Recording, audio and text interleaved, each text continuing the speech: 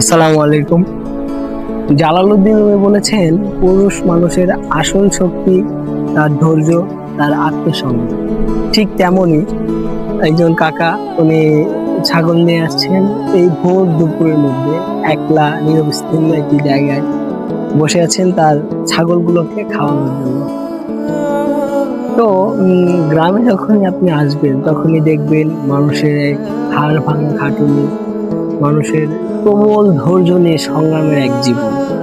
যেমন ওনার বয়স প্রায়, কাকা আপনার বয়স কেমন হবে? 70 বছর বয়স তার, কিন্তু সে এই বয়সেও এখনো একটা হাতে লাঠি নিয়ে এখানে বসে আছে। প্রবল ধীর অপেক্ষায় আছেন কখন ছাগলগুলো খাওয়া হবে, কখন সেগুলো নিয়ে তিনি বাসায় যাবেন। উনি ঠিক করে সোজা হয়ে দাঁড়াতে পারেন না, তাও তিনি পরিবারের চিন্তা করছেন এবং তার কাজ